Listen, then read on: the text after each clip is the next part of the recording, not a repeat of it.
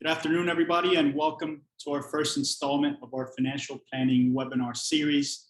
Today's webinar is hosted by Nicholas Mauricio, financial advisor at Skybound Wealth, Dominic Kay, head paraplanner for the US region for Skybound, and myself, Daniel Mesa, also an advisor here at the firm. Before we begin, I'd like to please show you our disclosures below.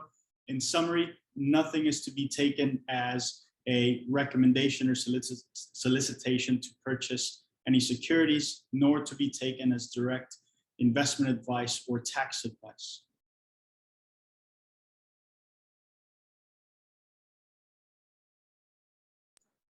Thanks for the introduction there, Dan. Again, my name is Nico Mauricio, and I'm an advisor here at Skybound Wealth Management. Today's conversation will discuss the following areas: an introduction to Skybound Wealth Management and who we are as a firm. Next, we will look at some solutions that we typically cover from a holistic approach when it comes to international financial planning and client assets in multiple jurisdictions.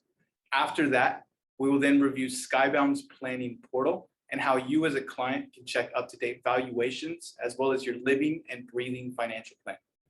To better illustrate the above points, we have put together a holistic planning case study for a US-based resident with UK-based assets, and we'll walk you through some of the steps that we took in building their financial plan. We will then take a look at the investment philosophy and how we approach building our client portfolios and recommendations, and then what you can expect from us on an ongoing basis, and finally finish off with some Q&A. Predominantly in Miami and Nevada for the US. For the rest of the world, we're based out of the UK, Dubai, Abu Dhabi, Switzerland, and we service some other clients in the rest of the world. We have over 10,000 clients, and we currently manage over 1 billion of assets under management. And in the US, we're fully licensed and registered in the US as well. Our US advisory team and part of our back office are all located in the Miami and Nevada offices. And as advisors, we constantly travel the country to meet with clients. This is for regular quarterly reviews or to meet new clients. Or our clients are always welcome to, of course, come into our offices, either again in Miami or here in Nevada. So again, going into some of the holistic planning areas and the very broad range of topics that we cover when building a holistic financial plan for our international clients. Some of the topics that we dive into are things such as international wealth management, financial planning and building a strategic plan for the future, overseas assets such as UK pensions, ISAs or GIAs, strategic portfolio planning. In addition, estate gifting and trust planning for clients who desire to create generational wealth for their heirs and philanthropic interests, sequence of distributions and tax-efficient drawdown to maximize income in retirement, US retirement accounts such as 401ks or IRAs, or if you're a small business owner, helping you take a look at your options such as SEP IRAs, solo 401ks or cash balance plans, education planning, insurance planning, and finally expatriation. And what does it look like for you to settle in your country of choice for retirement, whether that be here in the UK, and in the US, back in the UK, or any jurisdiction across the globe, and how we can best prepare our clients from a financial background. Again, each of these are areas that we cover in our conversations with clients. However, for today's webinar, we are merely just going to be diving into our overview of our process, and for future webinar series, we will go into each of these above topics in more detail. So now we wanted to really kind of introduce you to Skybound's planning portal, into which each of our clients have the ability to really kind of log into and share with us some information. So what you can see here, this is our landing page. Before this, we'll kind of introduce you to the portal, dive into certain things such as your current circumstances, your risk profile, and most importantly, your long-term needs, wants, and wishes. As you can see here, this is just an illustration of that landing page and some of the vital pieces of information that we typically gather in those conversations. So some of the things that you'll see here are up-to-date net worth with a live valuation for that there. In addition, you can see needs, wants, and wishes. So some of the needs that we'll cover are retirement basics, some income that you desire to have in retirement, healthcare costs while retiring here, if that's here in the US, or maybe other big purchases that you want to have or need to have, such as a truck or a car or anything of the sorts there. In addition, moving on to wants, if you have a child and want to take a look at college planning, these are things that we can really kind of address as well using this. And then lastly, just wishes, such as purchasing a sailboat, or really just kind of anything that you really want to be able to purchase later on in retirement. We can kind of put all of this into the planning portal and really start to have conversations and build a financial plan around this. On top of that, we do also have a look at your current portfolio mix and asset allocation for your current assets, as well as the recommended assets that we're also looking at going to. And last but not least, your Monte Carlo analysis. This Monte Carlo analysis, just briefly on what that is, it runs 1,000 different scenarios on if your financial plan does this or if your investments do that, what is your likelihood to achieve those needs, wants, and wishes. For example, if we wanted to retire at age 65 with $150,000 a year in income, what is your percentage or what is your likelihood to be able to achieve that moving forward? In addition to this landing page in your portal that you have here, you also have access to what's called the Play Zone. In that Play Zone, you can actually log into that without any of us on the phone with you or going through Zoom with you. You can log into that and you can make any tweaks and changes into the plan yourself. So for example, maybe if instead of wanting to retire age 65, you actually want to retire age 62. This will give you a brief idea of what is your likelihood to be able to achieve that. And in addition to that, it'll share with us that information so we can have a conversation with you as to, is this a likely scenario for you to be able to retire at age 62? Or what adjustments do we need to make on an ongoing basis to be able to do that? This is something that every client has access to when working with us, from our first conversation to our review and planning meetings a year, 5, 10, 15 years from today. And it's something that we'll always make sure that we always have, we visit and take a look and keep in mind from a planning perspective. One of the things that our clients really do appreciate about this platform is the ability to connect both US and UK investment and bank accounts, making this a truly international financial plan that takes into account accounts or pension assets that you might not have here based in the US. What this planning, what this connections and aggregation allows you to do is connect each of those accounts and feed in a live valuation of the investment performance and net worth on an ongoing basis. So that really truly allows us to build a financial plan that is a living and breathing document that's always up to date with the latest version of your circumstances. So many of our clients who've moved to the US from the UK have amassed assets here and have also mostly qualified for US Social Security benefits because a large part of their careers has been in the US, a large part of their net worth and overall their lives as a whole are very US-centric. We typically find that their UK assets or overseas assets are often neglected or mismanaged, or at the very least managed inefficiently. So as we mentioned, we're going to illustrate a scenario that we very commonly come across today by reviewing the Smith family. So a brief intro as to who they are. John and Joanna Smith. John is 52, Joanna's 46. They have a 12-year-old son, Graham. Currently, they make about $320,000 as a household, and they're aiming to retire in the US on about $250,000 as a household when John is 70 and Joanna 65. In terms of assets on the US side, pretty common. They have their active and dormant 401ks. Dormant is just from past employers. They have their main property. They have cash savings. They have life insurance, whole of life policies with a small cash value. And they've both, because they've been here for a while, qualified for Social Security benefits of about $4,000 a month from the age of 70. So they're delaying that benefit.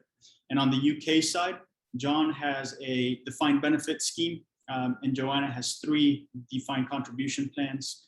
And they also have a property which they inherited from family back in the UK. Now, when it comes to UK assets, particularly pensions or any sort of investment accounts, it's imperative to understand exactly how those pensions work for yourself and your family, not just now, but in retirement.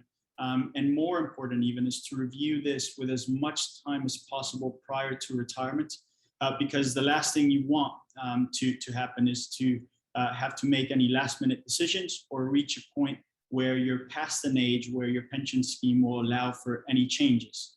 So now let's go ahead and view some of the areas where we can add some efficiencies to the Smiths along their long-term plans. John, as I mentioned, has a defined benefit pension, pays him £10,000 a year from the age of 65. Joanna receives a 50% death benefit, so £5,000 a year if John predeceases her. John's scheme has offered him a 25-time multiple of his defined benefit, so £250,000 to transfer out of the plan. In summary, a DB is a promise that your previous employer will pay you an income from their normal retirement age until the day that you pass away.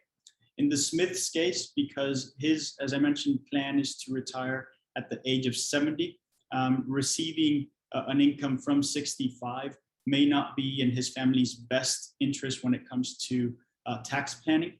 This is simply because receiving this benefit yearly from 65 would increase their annual income by £10,000 for 5 years. So this can then take them onto a next tax bracket, for example. And then in addition to the tax consideration, our typical clients have a very large safety net from US Social Security and mainly higher earnings while working in the in the US. And they don't necessarily have an immediate desire to take defined benefit pension income from the age of 65 in this case. So when it comes to pensions as a whole, there are many factors to consider for each client, which is why we have to conduct a full assessment as to the suitability of transferring a pension based on your long-term wants and needs.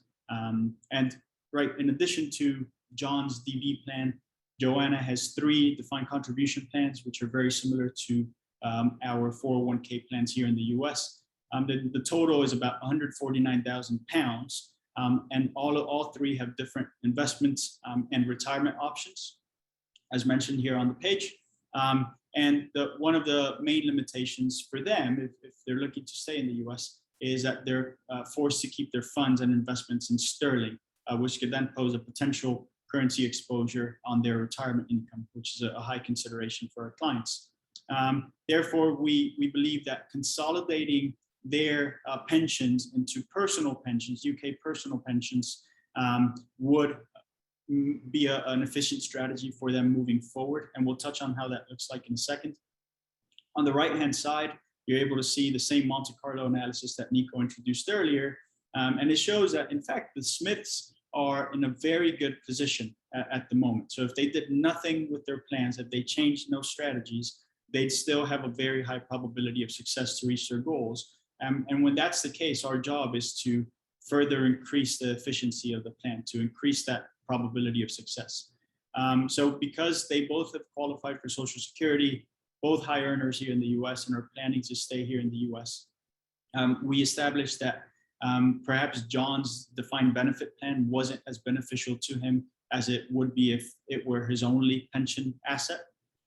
So we ultimately made the recommendation for them to consolidate all of their pensions into personal pension plans for each of them. This consolidation increased, obviously, their probability of success, as John's pension can then remain invested for 5 additional years from the normal retirement date of the scheme to his target retirement date of 70, or until he needs to draw the funds. Another main factor for John was, in fact, ensuring that Graham would receive, their son would receive a death benefit on his passing.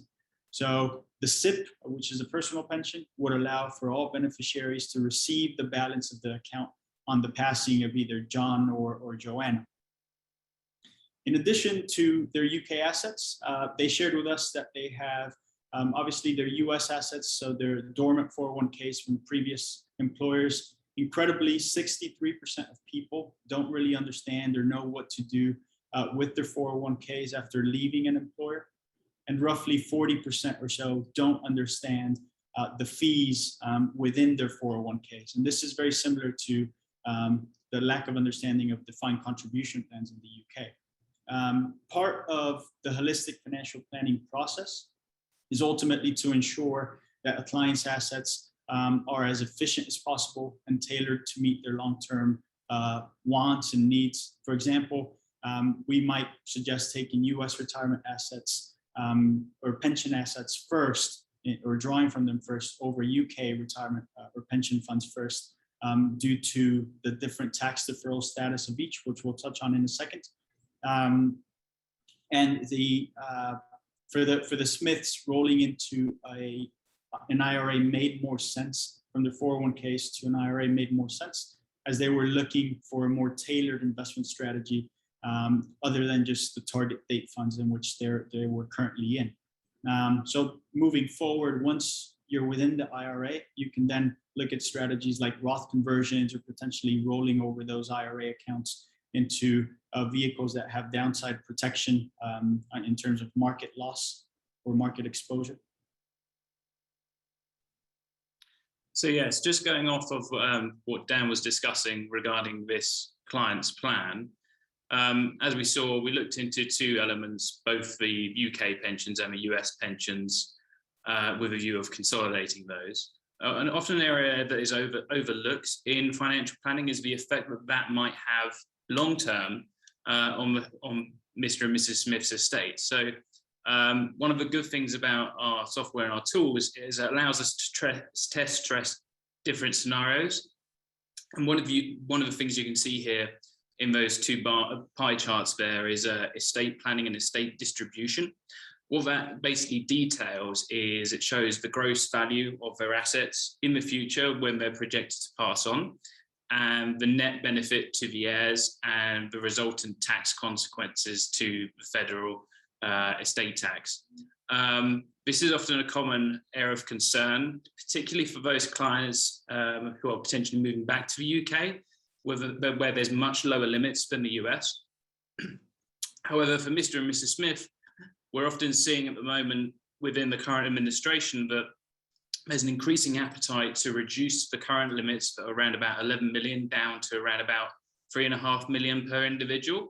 So whilst it's not going to affect them that much, just being over that threshold, there are areas and ways in which we can combat this. But for those who are moving back, obviously there's a lot of planning that can be done whilst you're non-resident. There's different rules that can apply where you can protect and shelter some of those assets where you're planning to move back to the UK. But for Mr. and Mrs. Smith here, you can see as a result of our recommendations, it's a net benefit to their heirs, which is good.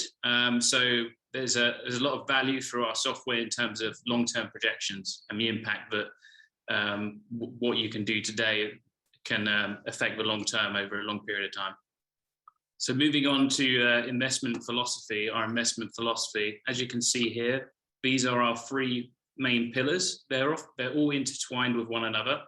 So we've got a CIO team based out in the UK that deals with all of our global offices.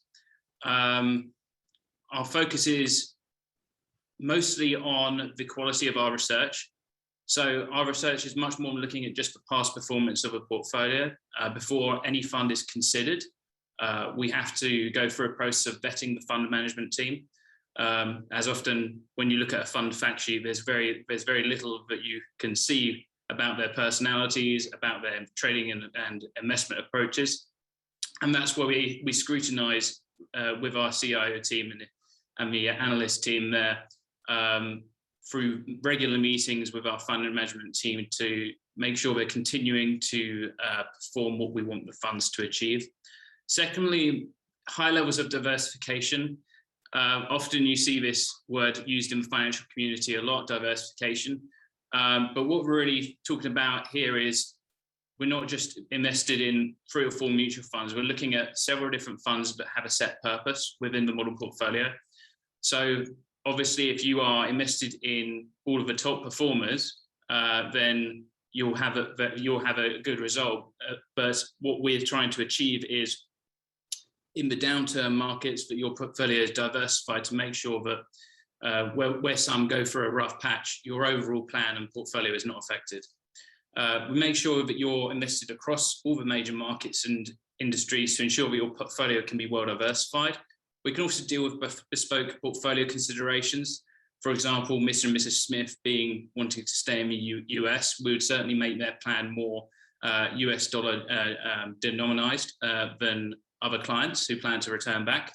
But our aim for all our clients is to remain focused on the long term. And we've got to adapt it a little bit according to your income and retirement needs. But generally speaking, as long as your portfolio overall is investing for over a 5-year period, our clients have largely benefited by participating in the markets. Thirdly and finally, our focus is on costs. While costs aren't the most important thing when it comes to selecting a fund, we want to find the best performing funds at a reasonable cost though. So it's very important to look at when we're selecting our portfolios where, for example, we're choosing a track fund or a US equity-based fund, that they're not merely just investing in the identical investments or doing what a passive fund can achieve. And we use a mix of both active and passive fund management strategies within our model portfolios. So we've got an element of diversification there between active and passive.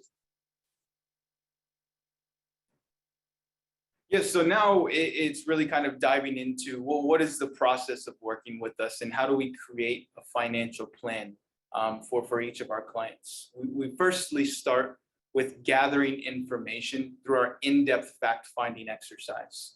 That allows us to assess your current situation and establish some goals for the future. Once we've kind of had that conversation, uploaded some of the information there to the planning portal that we talked about a little bit earlier, what myself as an advisor, as well as Dominic, our paraplanning team and in our investment committee, we'll go back and we'll begin to prepare you a tailor-made written plan that will go into each of the steps, into the recommendations overall. We'll then come back to you and begin to implement those on an ongoing basis, making sure that if we're going to be looking at a recommendation to roll over your 401k into an IRA, what is that process? What are the investments that are going into that? And you'll be able to see that through a detailed suitability report. Once we've helped you implement each of those recommendations, we'll then go on and monitor your plan on an ongoing basis. We usually have quarterly, biannually, or annual meetings with each of our clients to review how was the performance of the investment strategies? How has your financial plan changed, if at all, over the past quarter or year? And we always want to make sure that we're continuing to update that as we move along. And we also understand that most of our clients do work with other professionals, such as estate planning or trust lawyers, tax advisors or CPAs, both here in the US or back in the UK. And we always want to make sure that we're including those other professionals in the conversation and making sure that we're at the end of the day, keeping you, the client, in mind when building these overall financial plans. And last, just to touch on the fee there with Skybound Wealth Management, our fee is based on a percentage of assets under management. At any time, all of the fees would be detailed in that suitability report that I just briefly covered. In addition to that, really kind of outlined in the ADV that will always be provided to you throughout our conversations and introductions. So now we can go on to some Q&A. We do have some questions that have come in already. If you haven't submitted a question yet, feel free to do so on the Zoom Q&A box. That should be on the bottom of your screen. If you would prefer to email a more complex question, go ahead and email Dominic directly on the email on the screen. So I'll go ahead and read off one of the first ones we've received. Should I draw my UK pension first, given I can access it from the age of 55, as opposed to 59.5 for my IRA and 401k? I think, Nico, you can go ahead and touch on that. Yes, no, thank you. That was a great question. And it's a typical conversation that we have when looking at assets in the US as well as in the UK. And well, how do we start to draw down from those assets? And what does that sequence of distributions truly look like? For this specific question, generally, we would actually touch what we call non-qualified assets first. So that means when I say non-qualified, that there's no direct tax advantage to that. So you're typically going to be looking at things like cash or regular investment accounts that you might have. Once we've kind of accessed those, we'll then move on to your US qualified accounts, such as 401ks or IRAs, and then lastly touch your UK pension assets. The reason why we take that structure is when it comes to drawing out those non-qualified assets and then your qualified assets here in the US is because of things such as RMDs that happen with your 401ks and IRAs at age 72 and a half. Essentially what an RMD is a required minimum distribution, which means that at 72 and a half, you are forced to take out a certain amount of money from those pots, the 401ks or the IRAs, from 72 and a half on. By not really kind of managing that in the beginning years of retirement and starting to draw that and reduce that liability early on in retirement, we have larger and larger incomes that we need to draw from those 401ks and IRAs. So we would typically draw on those before we touch the UK pension assets, because UK pension assets are more flexible. They don't have RMDs that are required minimum distributions that would typically be applied to those. And additionally, if you do have the intention of going back to the UK, those assets or UK pension assets are not subject to inheritance tax or IHT. So it looks like we have a few more questions here. Next one, how should I manage my UK property now that I'm in the US? I think, Dom, that would be a good question for you to go ahead and take. Okay, yes, thank you for that, Nico. So yes, I'll answer this question by saying, firstly, it depends. It depends on whether you're planning to go back or staying here. But obviously, I appreciate that if you've only been here for a couple of years, maybe 4 or 5 years, you might want to keep the door open and keep the property in the UK for now. So that's my first start to the question, is it depends. But if you're staying here, we've typically come across a lot of clients who do plan to stay here, but because they initially left that door open to begin with, we tend to find that the decision should be to sell the UK property after say 5-10 years, once you're fully committed here to the US. The reasons for this, there's a few reasons. The most important one is after 2015, capital gains on UK properties for overseas residents is applicable, even on a primary home. If it was your own property that you raised your kids in, it doesn't matter. The UK will treat it as a investment property from that point onwards. And secondly, in 2017, the UK government substantially changed rules on domicile and for non-domiciled individuals holding property. So, as you know, UK property has, over the last 20-30 years, become more astronomically more expensive. So there's quite a lot of built up capital there. But what the government did in 2017 said, if you're an overseas individual, UK inheritance tax will also apply. So what the last thing you want is for this, this heirloom of yours where, maybe you've raised 2 generations in, that you have to sell it anyway because it's subject to IHT. But we always suggest that you speak to an accountant first before taking any action to understand the CGT, the capital gains tax, liability, to make sure that you're aware of what tax might be payable in the event of a disposal. So that's one way to answer your question. So the next question we've got here is, we've got a person with a UK ISA here who's asked, can I continue to invest it or contribute into it whilst being in the US? Daniel, do you want to take that question? Sure. A little bit like yours, Dom. Ultimately, it depends. We typically find it depends on if you are tax domiciled here or in the UK. If you're living here long term, you're likely domiciled here. And if the holdings within the ISA classify or not as a PFIC. A PFIC is effectively very simply put, a fund that isn't US reporting. Thus, the IRS has very punitive taxations on any gain within that, effectively charging you at the highest capital gains tax rate for any of the gains. So first establish the ISA itself, or for that matter, any investment account overseas. Make sure that the funds that you hold aren't qualified as a PFIC. And on the ISA structure as a whole, the US does not respect it like the UK HMRC do in terms of the tax benefits within an ISA. So if your goal is to stay here long term, we'd probably recommend invest the money here in the US. If your goal as well is to have a tax advantage investment account, invest it in a tax advantage investment account in the US. But if you are looking to, for example, move back within a few years, what you could do is look at your PFIC exposure if you have any within the ISA. And then if you did have, then look at the selling out strategy of that to minimize the capital gains tax that you'd pay as a US reporting individual. Thereafter, invest in US reporting funds. Vanguard, for example, have quite a few options and that are you can invest in within an ISA, but they aren't classified as PFICs. So this is more of a bespoke question, and ultimately it'll depend on what you're trying to achieve with that account. Another question.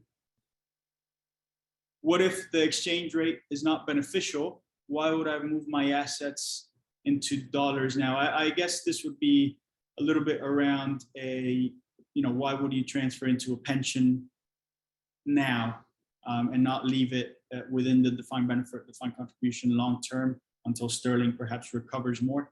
I think, Nico, you can go ahead and take that. Yes, thank you. Again, I think what we need to really do is first off understand the types of assets that you currently have, the pension assets, some of the limitations that your defined contribution or your defined benefit plan may have, as well as what do you plan on staying here and retiring here in the US? Typically when it comes to the defined contribution or the defined benefit schemes back in the UK, you're kind of forced to take those assets or that income in sterling and not being able to necessarily easily transfer it into dollar. So one of the things, and we can talk here about John and Joanna's case there, they kind of expressed that desire to be able to retire here in the US. And one of the reasons why we recommended transferring into the SIP structure was because of that specifically, and the ability that you have to transfer from sterling into, let's just say, US dollar in this instance, or any other currency, really kind of easily, and really choose the ability, choose when and how much you want to be able to do that on an ongoing basis. So again, it's really being able to have the vehicle that is flexible enough for you to draw out the income as you see fit, whether that be dollar, sterling, or euros, wherever you might decide to retire, and have a vehicle that's truly flexible for your overall retirement plan. I see we'll take a few more questions. I do have a few more here. Do you look at both UK government pensions and Social Security to see what a client qualifies for? I think, Dominic, do you want to go ahead and review that one there? Sure. Thanks for that question. Yes. So the short answer is yes, we do. We want to make sure that people understand, both from a UK point of view, to maximise the amount of years you can contribute. For example, UK has a thing called the New State Pension, which is if you every single year up to 35 years, you get around about £5 per week. There's also the opportunity to purchase additional years. So as part of our onboarding process, we ask for something called National Insurance Contribution Record. That can also show years that you can buy the years for, usually around about a few £100s.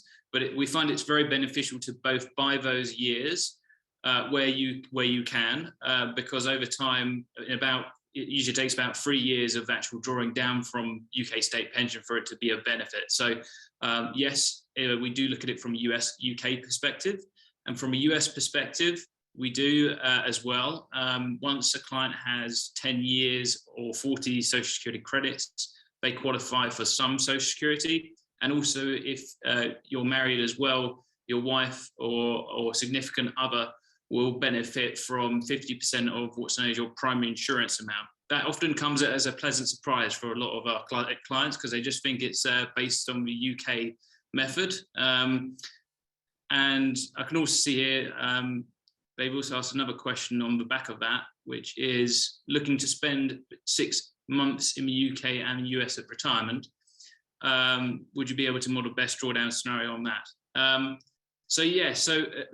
When it comes to this type of question, I would then follow with another question is, when it comes to things like residency for taxation and things like this, I assume that you're based in the US now. We often find that where an individual has a US property, and for example, let's say they don't own a property in the UK. So we often encourage them to keep that scenario, because when it comes to the UK and the US with the various legal frameworks, there's often how close you are to the country determines where who has the taxing rights. So although we're not tax experts, we would always advise you towards a tax experts. But yes, there is ways in which we can model in the best possible drawdown strategy. And you know, the US from a tax point of view is a lot lower when it comes to the UK, which has a higher rate threshold of 50,000, and I'm sure you want to probably live off that more than that if you're spending both 6 months in the UK and the US. So yes, we can develop a bespoke drawdown scenario based on that type of goal. We've just got another question here. We've been in the US for 5 years. We'll be going back to the UK in 1 or 2 years. Is it worth maxing out our 401k whilst we are here? Should we keep the money for when we leave, or keep it in the 401k and draw when we retire? Daniel, I think you had a client who answered this question, didn't you, recently? So I'll let you cover this one if that's okay. Yeah, absolutely. So the top line item here is a fantastic DTA, dual taxation agreement that the US and the UK have in place. Again, very full disclosure, we are not tax advisors. However, the tax agreement does respect UK and US pensions, and it works both ways. So in your case, we would likely recommend if you can max out your 401k or qualified contributions while you're living in the US, it's very well worth it. What you should consider though is maybe now really start looking at what the value of those accounts are, the US qualified 401ks, IRAs, is now, and look at, well, one, if it's an active 401k or a dormant 401k, perhaps you have multiple. If it's active, then ask your employer if they allow for Roth contributions. If it's dormant, then potentially look at an IRA, a Roth IRA conversion. Ultimately, it'll come down to your overall net worth, what your income tax bracket will look like in the UK. Because with the Roth account, you effectively pay the tax now, but it grows completely tax-free. And then when you withdraw the account, the money, it'll be tax-free to you. So in summary, I think it's worth continuing to max out your accounts now. Then once you do move back, you shouldn't cash out the account, because again, the tax strategy or the tax benefit that a 401k has will be respected by HMRC. Therefore, you can continue to benefit from tax deferred growth. Or if in fact you do assess that a Roth conversion does make sense for you now, or perhaps as you approach the time of moving back, then on the way out, the money will be tax-free to you. Yes, you'll pay the net tax now, but it'll grow tax-free as well, which is quite beneficial. And I see there's an add-on to the question, what the percentage cost of our services, and is that annual? The answer is it depends on what sort of service we are providing. If we manage any money directly for our clients, our fee goes from 50 basis points, so 0.5%, up to 1.5% on an annual basis. And that's taken quarterly in arrears from the account size. However, that's not the only way in which we make money. We charge financial planning fees if you didn't want us to manage any money, but wanted us to build you a financial plan or financial strategy. If, for example, any insurance or annuity recommendations made sense, you wouldn't pay us directly, the insurance companies would pay us. So the fee conversation is quite complex. It's all detailed on our ADV brochure. But when it comes to us speaking with a client and recommending, or at the very least giving you our opinion as to the current circumstance, we absolutely won't charge you for that. The goal is to expand our network, expand our client base, provide value to the people who we speak with. And if a strategy does make sense for you, where we either manage money or just from a planning fee, make money that way, the ultimate goal is for you to find us useful, informative, and professional, and then therefore choose us as your advisory.